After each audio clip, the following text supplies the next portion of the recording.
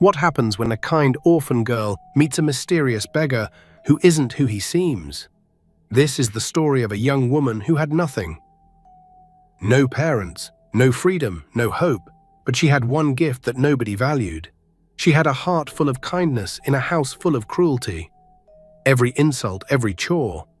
Every night she cried herself to sleep, and the family who betrayed her, they were her own blood relatives, treating her like a slave. What happened when the beggar revealed his true identity will shock you. In a quiet neighborhood on the outskirts of Lagos, there was a house that looked beautiful from the outside. The walls were painted cream and white, the flowers in the garden bloomed brightly, and the iron gate stood tall and proud. But inside that house, there was no beauty, only bitterness, jealousy, and pain. Faith was a young girl who lived in that house. She was not the daughter of the owners. She was an orphan. Her parents had died in a car accident when she was only 7 years old, and her uncle, Mr. Daniel, had taken her in. At first, Faith thought her uncle's family would love her, but she was wrong. Mrs. Daniel, her uncle's wife, was a woman with a sharp tongue and an even sharper heart. She had 2 daughters, Rita and Susan, both older than Faith. From the moment Faith arrived, Mrs. Daniel made it clear that Faith was not part of the family. She was just another mouth to feed. "Faith," Mrs. Daniel's voice echoed through the house one morning. "Where is my tea?" Faith rushed into the kitchen, her bare feet slapping against the cold tiles. "I'm making it now, Ma," she said, her voice soft and respectful. Mrs. Daniel stood by the door, arms folded across her chest. "You're always slow. Do you think we have all day?" "I'm sorry, Ma. Sorry doesn't cook food or wash clothes," Mrs. Daniel snapped. "Hurry up, and after this I want you to sweep the entire compound. Rita and Susan are going out, and I don't want them coming back to a dirty house." Faith nodded quickly. "Yes, Ma." As Mrs. Daniel walked away, Faith let out a shaky breath. She was used to this. The insults, the endless chores, the way they treated her like a servant instead of family. But no matter how hard she worked, it was never enough. Rita walked into the kitchen, her high heels clicking loudly. She looked at Faith with disgust. "You're still here? I thought Mama told you to sweep outside." "I'm making her tea first," Faith said quietly, not looking up. Rita smirked. "You know, Faith, you should be grateful we even let you stay here. If it were up to me, you'd be on the streets." Faith said nothing. She had learned long ago that talking back only made things worse. Susan appeared behind Rita laughing. "Rita, leave her alone. She's too busy being a maid to talk."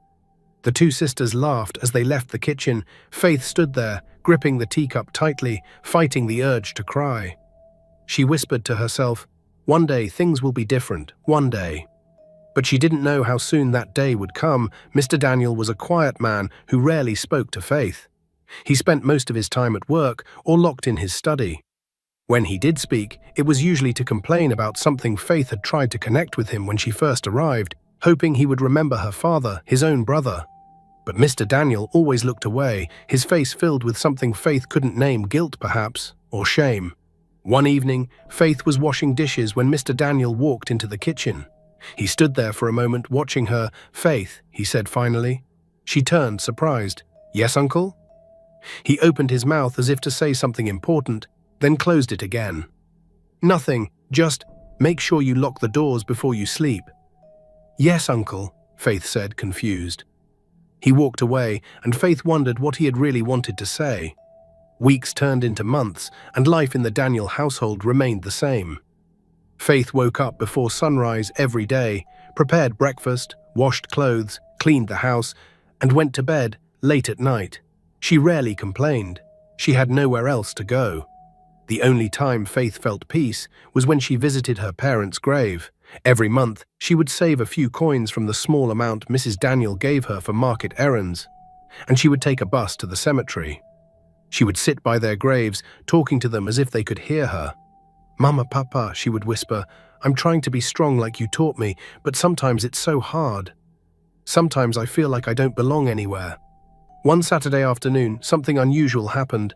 A sleek black car pulled up in front of the Daniel house. The driver stepped out and opened the door. A tall, well-dressed man stepped out, adjusting his sunglasses.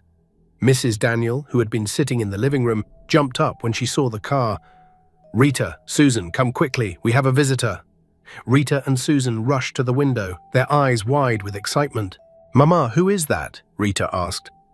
"I don't know, but he looks rich," Mrs. Daniel said, quickly fixing her hair. "Girls, go and change into something nice, quickly." Faith was in the kitchen when she heard the commotion. She peeked through the door and saw the man walking toward the house. He knocked, and Mrs. Daniel opened it with a wide smile. "Good afternoon, sir. Welcome to our home," Mrs. Daniel said, her voice suddenly sweet and polite. "Good afternoon," the man said, his voice deep and calm. "I'm looking for a family that lives around here. I was told this is the address." Please, come in, Mrs. Daniel said, stepping aside. "Sit down. Can I get you something to drink?" "Water is fine, thank you," the man said, sitting on the sofa. Mrs. Daniel turned to Faith, who was still standing by the kitchen door. "Faith, bring water for our guest and make sure it's cold." Faith nodded and hurried to get the water. As she handed the glass to the man, their eyes met for a brief moment. He smiled at her, a small, kind smile that caught her off guard. "Thank you," he said softly. Faith nodded and stepped back, her heart beating a little faster. No one ever thanked her for anything. Rita and Susan came into the living room, dressed in their best clothes. They sat down, trying to look elegant and attractive. Mrs. Daniel cleared her throat. "Sir, these are my two daughters, Rita and Susan. They are both educated and well-mannered." The man glanced at them briefly, then looked away. "I see." Mrs. Daniel frowned slightly, sensing his lack of interest. "So, what brings you here, sir?" "I'm looking for a young lady," the man said, taking a sip of water. "I was told she lives in this area. Her name is Faith." The room fell silent. Mrs. Daniel's smile froze on her face. Rita and Susan exchanged confused glances. "Faith?" Mrs. Daniel said slowly, her voice losing its sweetness. "You mean the girl in the kitchen?" "Yes," the man said, his tone firm. "I'd like to speak with her." Mrs. Daniel's face twisted with confusion and anger. "Sir, I don't understand. Faith is... she's just a relative we're helping. She's not someone important." The man stood up, his expression unreadable. "Where is she?" "I'm here, sir," Faith said quietly. Stepping forward, the man turned to her, his eyes softening. "Faith, I've heard about you. I'd like to speak with you privately, if that's okay." Faith's heart pounded. She didn't know who this man was or why he wanted to talk to her. She looked at Mrs. Daniel, who was staring at her with a mix of shock and fury. "Sir, with all due respect," Mrs. Daniel said, her voice tight. "Faith is under my care. Whatever you need to say, you can say it here." The man's jaw tightened. "Very well, Faith, I came here to ask for your hand in marriage." The room exploded with gasps and whispers. Rita's mouth fell open. Susan looked like she had been slapped. Mrs. Daniel's face turned red. "Marriage?" Mrs. Daniel shouted. "Sir, this must be a mistake. Faith is... she's nothing special. Look at her. She doesn't even have proper clothes." The man's eyes flashed with anger. "I know exactly who she is, and I've made my decision." Faith stood frozen, unable to believe what she was hearing. Why would a man like this want to marry her? It didn't make sense. Mrs. Daniel's mind raced. She didn't want Faith to have anything good, but an idea formed in her head, a cruel, twisted idea. She forced a smile. "Sir, if you truly want Faith, then we can arrange it, but we need time to prepare." The man nodded. "I'll return in 1 week." As he left, Mrs. Daniel turned to Faith, her eyes cold. "You think you're special now, don't you?" Faith shook her head. "No, Ma, I don't understand what just happened." "Neither do I," Mrs. Daniel hissed, "but don't get too comfortable. This could still go very wrong for you." Rita stepped forward, her face twisted with jealousy. "How is this possible? How can a man like that want someone like you?" "I don't know," Faith whispered, tears forming in her eyes. Susan laughed bitterly. "Maybe he's blind, or stupid, or both." "Enough," Mrs. Daniel snapped. "All of you, go to your rooms. I need to think." That night, Faith couldn't sleep. She lay on her thin mat, staring at the ceiling. Who was that man? Why did he want to marry her? She had never seen him before in her life. The more she thought about it, the more confused she became. In the next room, Mrs. Daniel, Rita, and Susan were having a different conversation. "Mama, this doesn't make sense," Rita said, pacing back and forth. "Why would a rich man want Faith?" "I don't know," Mrs. Daniel said, her voice cold. "But I don't trust it. Something is not right." "Maybe we should stop the marriage," Susan suggested. Mrs. Daniel shook her head. "No, if we do that, people will talk. They'll ask questions. It's better to let it happen. Besides, if he turns out to be a fraud or a madman, it's Faith who will suffer, not us." Rita smiled slowly. "So you're saying we should let her go?" "Exactly," Mrs. Daniel said. "Let her marry him. Whatever happens to her after that is not our problem." The next morning, Mrs. Daniel called Faith into the living room. Rita and Susan were there too, their faces filled with false concern.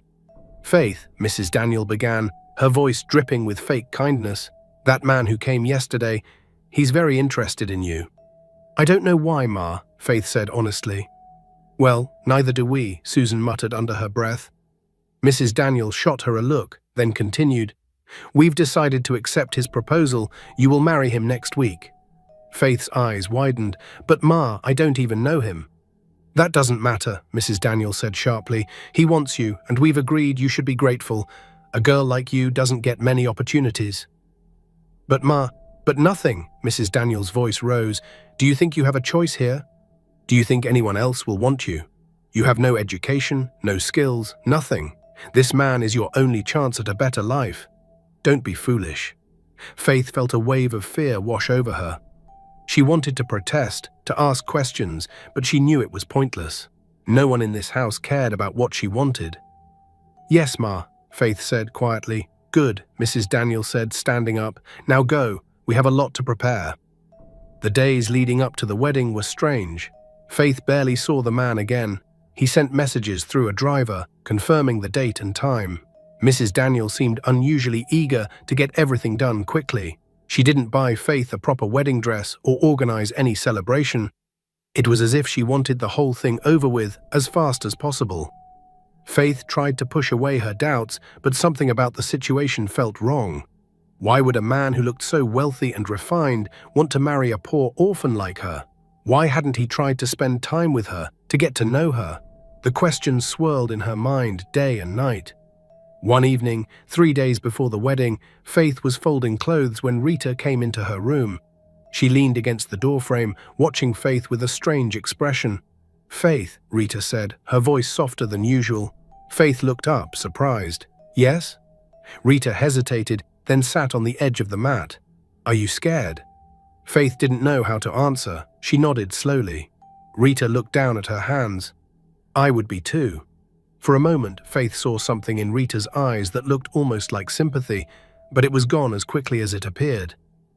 "Rita, do you think this is a mistake?" Faith asked quietly. Rita stood up, her face hardening. "I think you should do what Mama says, that's all." She left the room, and Faith was alone again with her fears. On the morning of the wedding, Mrs. Daniel handed Faith a simple white dress. It was old and slightly torn at the hem, but Mrs. Daniel acted as if it were a gift. "Here, put this on," she said. Faith took the dress and went to her small room. She looked at herself in the cracked mirror on the wall. Her reflection stared back at her, tired and uncertain. She had lost weight over the past week from worry and lack of sleep. Dark circles shadowed her eyes. "God, if you're listening," she whispered, "please let this be a good thing. Please don't let this man hurt me. I've been hurt enough." She put on the dress and walked out to the living room. Mrs. Daniel looked her up and down with a critical eye. "You'll do," she said curtly. "Let's go." The ceremony was small and quiet.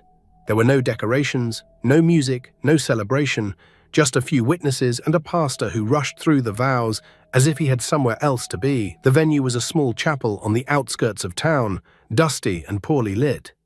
Faith stood beside the man, her hands trembling. He was dressed simply, in clothes that looked worn and slightly too large for him. His face was partially hidden under a cap, and he walked with a slight limp. Faith noticed these details, but said nothing. She was too frightened to speak. When the pastor asked if she took this man as her husband, Faith's voice was barely a whisper. "I do." The man looked at her and smiled gently. "Don't be afraid," he whispered, But Faith was afraid, terribly afraid.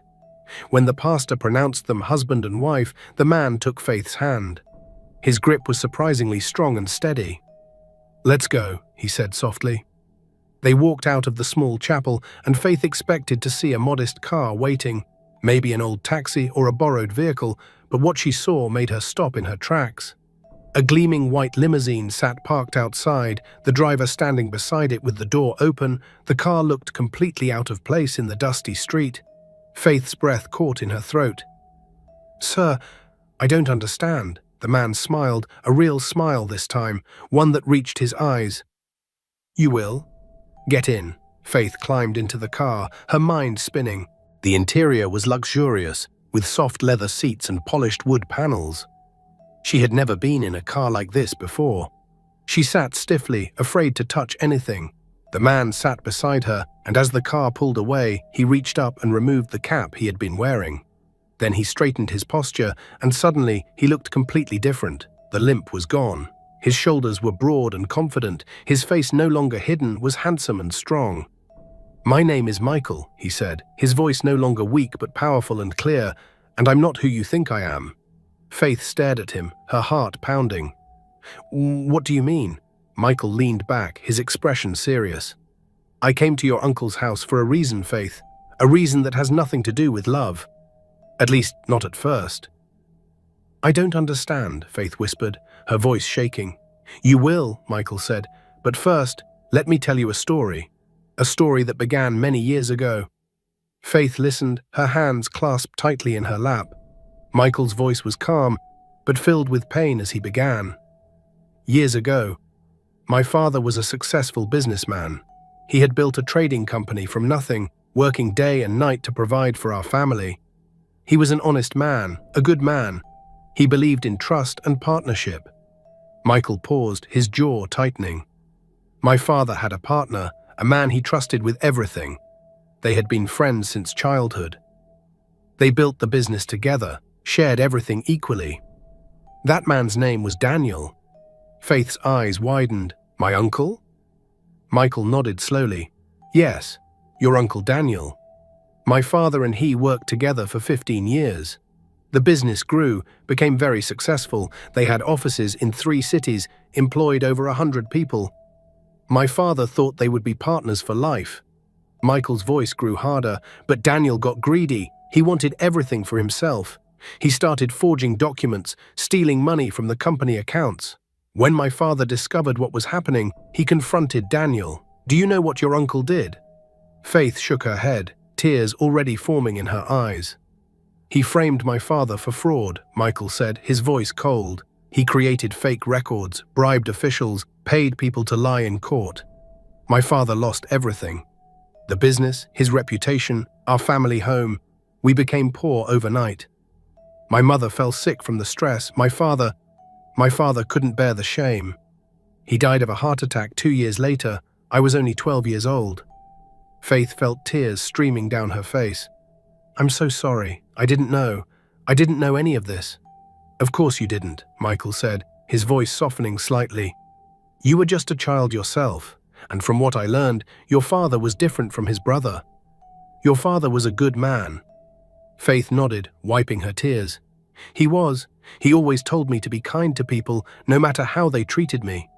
Michael looked at her with something like respect in his eyes. "He taught you well. That kindness is what saved you." "What do you mean?" Faith asked. Michael continued his story. "After my father died, I made a vow. I vowed to rebuild everything Daniel had destroyed. I worked hard, studied, started my own business. By the time I was 25, I was more successful than my father had ever been. But I never forgot what Daniel did to my family. I never forgot." The car was moving through the city now, past tall buildings and busy streets. Faith watched but didn't really see anything. She was lost in Michael's words. "I wanted revenge," Michael said honestly. "I wanted to destroy Daniel the way he destroyed my father. But I'm not like him. I couldn't just attack him blindly. I needed to understand what kind of man he had become. So I decided to test him, to test his entire household." "That's why you disguised yourself," Faith said, understanding dawning. "Yes, Michael confirmed. I pretended to be poor, broken, unworthy. I limped, wore old clothes, acted weak. I wanted to see how they would treat someone they thought was beneath them. I wanted to see if there was any goodness left in that family, any trace of the friendship my father once believed in. He turned to look directly at Faith, and I saw everything, Faith. I saw how they treated you, like you were nothing, like you didn't matter. Your aunt, your cousins, even your uncle, who barely looked at you, they were cruel, heartless. Faith looked down at her hands, shame washing over her. But you, Michael continued, his voice gentle now, you were different. When I came to the house that first day, pretending to be a stranger, you brought me water without hesitation. You looked me in the eye. You treated me like a human being. Later, when I came back in my disguise as a poor beggar, you were the only one who showed me kindness. You offered me a seat. You asked if I was hungry. You were the only one in that entire house who saw me as a person, not as someone to use or despise. Faith remembered that day. A week before the wedding announcement, a beggar had come to the house. Mrs. Daniel had shouted at him to leave. Rita had thrown water at him, but Faith had felt sorry for him. She had given him some bread and a cup of water. That was you? She whispered. Michael nodded. That was me, and I knew then that you didn't belong in that place. You were nothing like them. You were pure, kind, genuine. So I made a decision. I would take you away from there. I would give you the life you deserve. The car pulled up to a massive gate. Faith looked out the window and gasped. Beyond the gate was a sprawling mansion surrounded by gardens and fountains. It looked like something out of a dream, like the pictures in the magazines Rita and Susan used to look at. This is my home, Michael said, and now it's yours too. Faith couldn't speak. She couldn't breathe. The gate opened automatically and the car drove through. As they got closer to the mansion, Faith saw the details. The building was 3 stories tall, painted white with blue trim. There were balconies with flowers, large windows that sparkled in the afternoon sun, and a fountain in the center of the circular driveway with water dancing in the light. The car stopped in front of the main entrance. The driver opened the door, and Michael stepped out first, then extended his hand to Faith. She took it, her legs shaking as she stood. She felt like she might faint. A woman in a neat blue uniform approached them, smiling warmly. "Welcome home, sir." "And welcome, madam." "This is Mrs. Adeola," Michael said. "She manages the house. If you need anything at all, she'll help you." Mrs. Adeola took Faith's hand gently. Her touch was warm and motherly. "Come, my dear, you must be tired. Let me show you to your room." Faith followed her inside, her eyes wide with wonder. The entrance hall was enormous, with a crystal chandelier hanging from the high ceiling. The floors were polished marble, so shiny Faith could see her reflection. The walls were decorated with beautiful paintings in gold frames. A curved staircase led to the upper floors, covered with a deep red carpet. "This way, madam," Mrs. Adeola said, leading her up the stairs. Faith climbed slowly, her hand trailing along the smooth wooden banister. She felt like she was in a dream. Like at any moment, she would wake up back in her small room at her uncle's house. Mrs. Adeola led her down a hallway to a set of double doors. She pushed them open, and Faith stepped inside. The room was the most beautiful thing Faith had ever seen. There was a huge bed with a carved wooden frame covered in soft white sheets and pillows that looked like clouds. Heavy blue curtains hung at the windows. There was a dressing table with a large mirror, a wardrobe that took up an entire wall, and a sitting area with a small sofa and chairs. "This is your room, madam," Mrs. Adeola said. "The bathroom is through that door. Your clothes are in the wardrobe. If you need anything at all, just press this button." She pointed to a small button on the wall near the bed. "I'll come right away." Faith walked slowly into the room, touching things gently as if they might disappear. She opened the wardrobe and saw rows of dresses, skirts, blouses, all in her size, all new. How did he know my size?" she asked. Mrs. Adeola smiled. "Mr. Michael is very thorough. He wanted everything to be perfect for you." Faith went to the window and looked out. She could see the garden stretching out below, with paths winding through flowers and trees. In the distance, she could see a swimming pool, its water blue and inviting. When Mrs. Adeola left, Faith sat on the edge of the bed and covered her face with her hands. Tears poured down her cheeks, tears of relief. disbelief and gratitude. She sobbed, her body shaking with the release of years of pain and fear.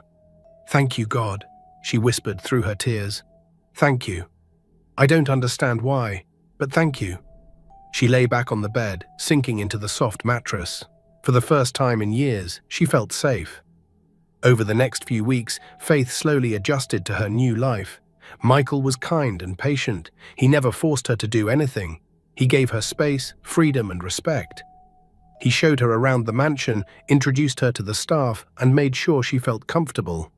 "Faith," he said one morning at breakfast, "I want you to understand something. This marriage, I know it started in an unusual way. I don't expect you to love me. I don't expect anything from you, except that you allow yourself to be happy." Faith looked at him, confused. "I don't understand." Michael set down his coffee cup. "I brought you here to save you from that house, from that life. But I also did it because I saw something in you. Kindness, strength, dignity. You deserve to be treated well. Whether you choose to stay here as my wife or simply as someone under my protection, that's up to you. There's no pressure." Faith felt tears prick her eyes again. She seemed to cry so easily these days. "You've given me so much. I don't know how to repay you." "You don't need to repay anything," Michael said firmly. "Just live, learn, grow. That's all I want." Michael arranged for Faith to continue her education. She had only finished secondary school before her parents died. Now, he enrolled her in a university program, hired tutors to help her, and encouraged her to pursue her interests. Faith discovered she loved business. She attended classes, studied hard, and began to understand how companies worked, how money moved, how to invest and plan. Michael was impressed by how quickly she learned. "You have a sharp mind," he told her one evening as they reviewed some of her assignments. "You could run a company one day if you wanted." Faith laughed. "Me? Run a company?" "Why not?" Michael said, his expression serious. "Don't underestimate yourself, Faith. You're smarter and stronger than you know." One evening, about 3 months after the wedding, Michael asked Faith to meet him in his study. She knocked softly on the door and entered. Michael was sitting at his large desk, and there was a folder in front of him. "Faith, sit down," he said, gesturing to the chair across from him. She sat, curious and slightly nervous. Michael pushed the folder across the desk to her. "I want you to open this." Faith opened the folder slowly. Inside were documents, property deeds, bank statements, and legal papers. She read through them, her eyes growing wider with each page. They were all in her name. "I don't understand," she said, her voice shaking. Michael leaned forward, his expression intense. "These are yours, Faith. 2 properties in Lagos, 1 in Abuja. Investment accounts, business shares. Everything is in your name alone, not joint, just yours." Faith looked up at him, seeing him clearly for the first time, this man who had saved her, who asked nothing in return, who gave her dignity when she had none. "Michael, why are you really doing all of this?" Michael was quiet for a moment, then he said, "Because someone should have done it for my father. Because kindness should be rewarded, not punished. And because, Faith, I've come to care about what happens to you." Something shifted in Faith's heart at those words. She realized that over these months she had also come to care about Michael. Not because of his wealth or what he had given her, but because of who he was, patient, kind, strong, honest. "Thank you," she said softly, "for everything." Michael smiled. "You're welcome." Months passed, and Faith continued to grow and heal. The wounds from years of abuse slowly started to fade. She learned to smile again, to laugh, to dream. She made friends at university.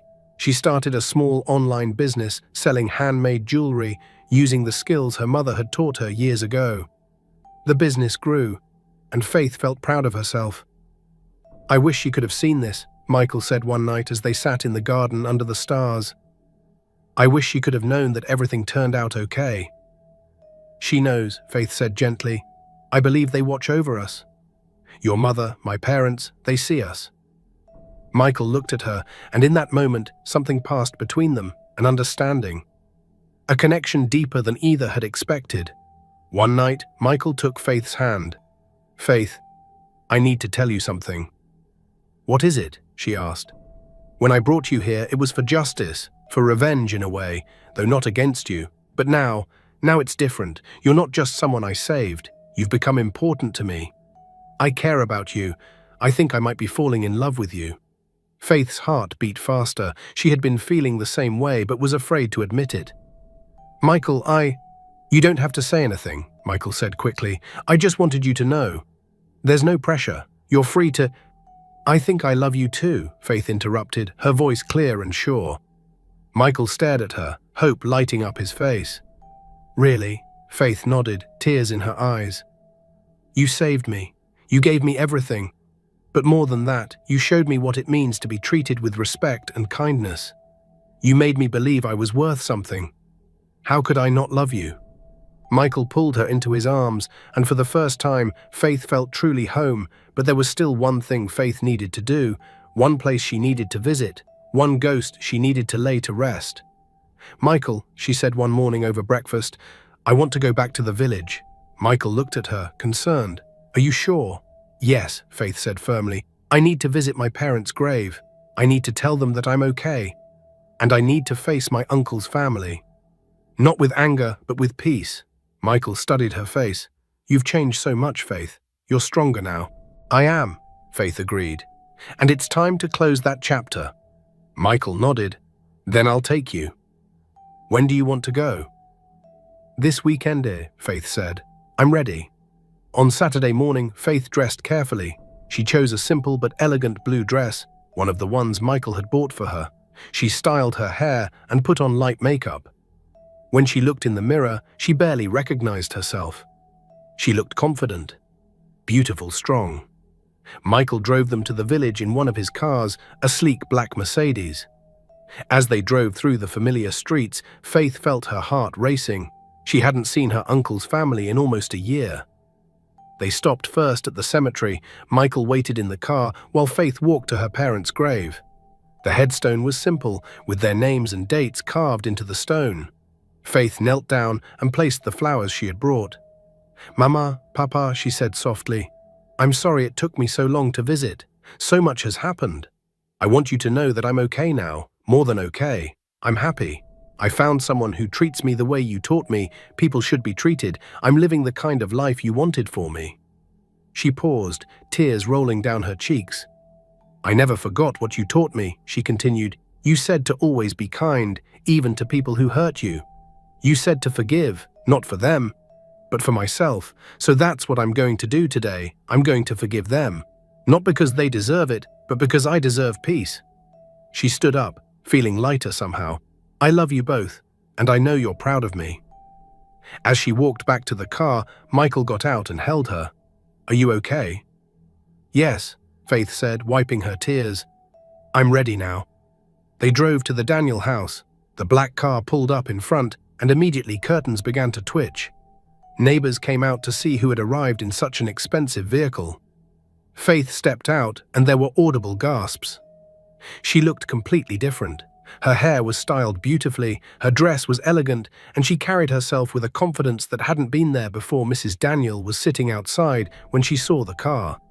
Her eyes widened in shock. She stood up slowly, her mouth hanging open. "Faith." Faith smiled calmly. "Hello, Aunt." Rita and Susan came running out, their mouths hanging open.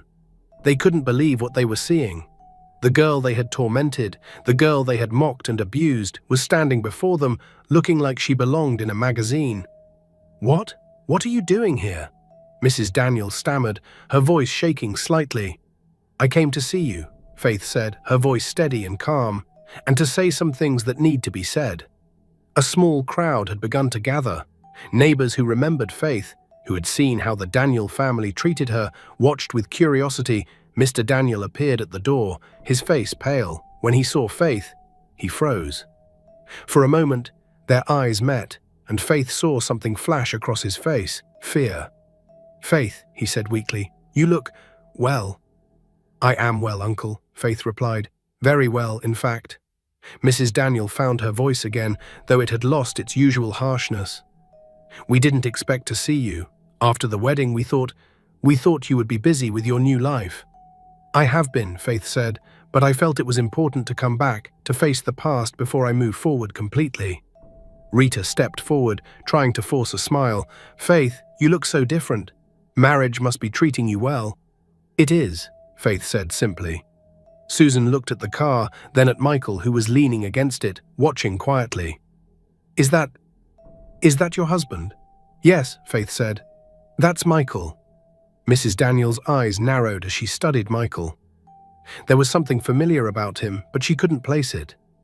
"He looks different from the man at the wedding." Faith smiled slightly. "Many things are different from how they appeared at the wedding, Aunt." An uncomfortable silence fell over the group. Mrs. Daniels shifted her weight from one foot to the other. "Well, since you're here, would you like to come inside? Have some tea?" "No, thank you," Faith said. "I won't be long. I just came to say a few things." The neighbors pressed closer, eager to hear. Mrs. Daniel looked around nervously. "Faith, perhaps we should discuss this inside, privately." "No," Faith said firmly. "What I have to say can be said here. These people knew me. They saw how I was treated. They deserve to hear this too." Mrs. Daniels' face flushed red. "Faith, don't be disrespectful." "I'm not being disrespectful," Faith said. "I'm being honest. For years, you treated me like I was nothing. You made me sleep on a mat in a storage room. You gave me torn clothes while Rita and Susan wore new dresses. You fed me leftovers while the rest of you ate fresh food. You made me work from dawn until night, doing all the cooking, cleaning, washing. And through it all, you told me I should be grateful." Mrs. Daniel opened her mouth to protest, but Faith continued. "You mocked me when I cried for my parents. You laughed at me when I was sick. You told me I was worthless, that no one would ever want me. Do you remember all of this, Aunt?" Mrs. Daniel looked away, unable to meet Faith's eyes. Rita and Susan stood silent, their faces burning with shame. "I remember," Faith said, her voice breaking slightly. "I remember every single day, every insult, every moment of cruelty. And for a long time, I believed what you told me. I believed I was worthless." Tears streamed down her face, but her voice remained strong. "But I was wrong to believe you, and you were wrong to treat me that way. I wasn't worthless. I was never worthless. I was a child who had lost her parents, who needed love and care, and instead you gave me pain and suffering." Mr. Daniel finally spoke, his voice hoarse. "Faith, it wasn't supposed to be like that." Faith turned to him, and for a moment her expression softened. "Uncle, you knew my father. You were brothers. When I first came here, I hoped you would love me the way he would have loved your children if something had happened to you, but you just looked away. You let your wife and daughters treat me like a slave, and you said nothing." Mr. Daniel's eyes filled with tears. "I'm sorry," he whispered. "I'm so sorry, Faith." "I know about what you did," Faith said quietly. "I know about Michael's father. I know about the business, the lies, the betrayal. I know everything." Mr. Daniel's face went white. Mrs. Daniel looked confused. "What is she talking about, Daniel?" But Mr. Daniel couldn't speak. He staggered back, leaning against the wall for support. Michael stepped forward then, walking to stand beside Faith. He removed his sunglasses, and Mr. Daniel's eyes widened in recognition. "You," Mr. Daniel breathed. You're James's son." "Yes," Michael said, his voice cold. "I'm James's son, the son of the man you destroyed, the man whose death you caused." Mrs. Daniel looked between them in confusion. "Daniel, what is he talking about?" "Your husband," Michael said, turning to her. "Ruined my father's life. They were business partners, friends since childhood. But your husband got greedy. He stole from the company, framed my father for fraud, and took everything. My father lost his business, his reputation, his health. He died of a broken heart, and my mother followed him a few years later. Your husband did that." The crowd murmured in shock. Mrs. Daniel looked at her husband, her face pale. "Daniel, is this true?" Mr. Daniel said nothing. His silence was answer enough. "I came back to this place," Michael continued, "to see what kind of man Daniel had become, to see if there was any conscience left, any goodness. I disguised myself as a poor man, a beggar, to test your family's character. And I saw everything. I saw how you treated Faith. I saw your cruelty, your pride, your complete lack of compassion." He put his arm around Faith's shoulders. "But I also saw Faith. I saw her kindness in the midst of your cruelty. She was the only one in your entire household who treated me like a human being. She gave me water, offered me food, spoke to me with respect, and that's when I knew she didn't belong here. That's when I decided to save her." Rita found her voice.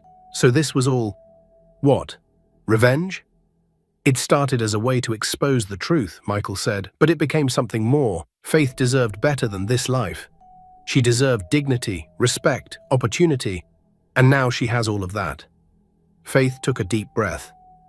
"I came here today not to humiliate you or to boast about my new life. I came to tell you that despite everything, despite all the pain you caused me, I forgive you." Mrs. Daniel's head snapped up. "What?" "I forgive you," Faith repeated, "not because you deserve it, but because holding on to anger and bitterness will only poison my own life. My parents taught me to forgive, and so I do." She reached into her purse and pulled out an envelope. "This is for you. Money to help with the house repairs. I noticed the roof is leaking, the fence is broken. Use this to fix it." Mrs. Daniel stared at the envelope but didn't take it. Faith placed it on the small table beside the door. "I'm not doing this to make myself feel superior," Faith continued. "I'm doing it because it's right. Because despite everything, you are still my uncle's family, and my father would have wanted me to help family, even family that hurt me." Mr. Daniel finally moved. He walked toward Faith, his steps unsteady. "Faith, I don't deserve your forgiveness. What I did to Michael's father, what I allowed to happen to you, I'm not a good man." "No," Faith agreed gently. "You're not, but you can choose to be better. It's not too late to change." Mr. Daniel broke down then, sobbing openly. "I'm so sorry, I'm so sorry. To you, Michael, to your father's memory, to Faith. I was weak, I was greedy, I destroyed lives, and I have to live with that forever." Michael's expression didn't soften. "My father can't forgive you because he's dead, because of you. But I want you to know that karma is real. You may not have lost everything the way my father did, but you've lost your dignity. You've lost respect. Everyone here now knows what kind of man you are." The neighbors murmured, looking at Mr. Daniel with disgust and disappointment. Faith touched Michael's arm gently. "That's enough. We've said what we came to say." Faith turned to Rita and Susan. "I hope you both find happiness. Real happiness, not the kind that comes from putting others down. Learn from your father's mistakes. Be better than he was." Susan spoke up. "Faith, we were terrible to you. I'm sorry. I know sorry doesn't fix anything, but I mean it." Faith nodded. "Thank you for saying that." She turned back to Mrs. Daniel. "Aunt, I hope one day you'll understand that kindness isn't weakness, that treating people well doesn't make you less powerful. It makes you more human." Mrs. Daniel finally picked up the envelope from the table. "Faith, I don't know what to say." "You don't have to say anything," Faith said. "Just think about the choices you've made and the person you want to be going forward." Faith took one last look at the house where she had suffered so much. It looked smaller now, less intimidating.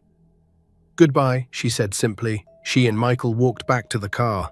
The crowd parted for them, watching in awed silence.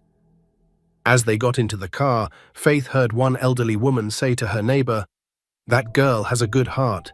She gave them more faith than they deserved." Another replied, "That's why God blessed her."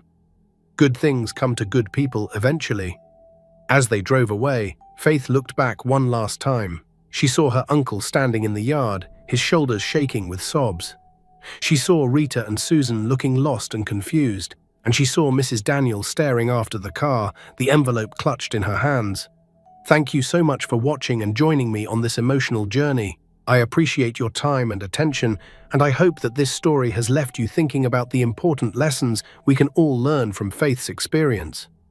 Her transformation from a broken, abused orphan to a confident, successful woman shows us that our circumstances don't define us, our character does. I would love to hear your thoughts in the comments below. Have you ever faced a situation where you had to choose between revenge and forgiveness? How did you handle it? What do you think about Faith's decision to help the family that hurt her? Share your stories with me. I'll be there to read them. If you enjoyed this story, don't forget to hit the like button, subscribe to my channel, and turn on the notification bell so you never miss out on more engaging and thought-provoking stories. Your support helps me bring even more stories like this to life. Remember, no matter what you're going through, no matter how people treat you, your worth is not determined by others' opinions. You are valuable, you are important, you deserve dignity and respect. Don't let anyone convince you otherwise. Until next time, stay safe and remain blessed.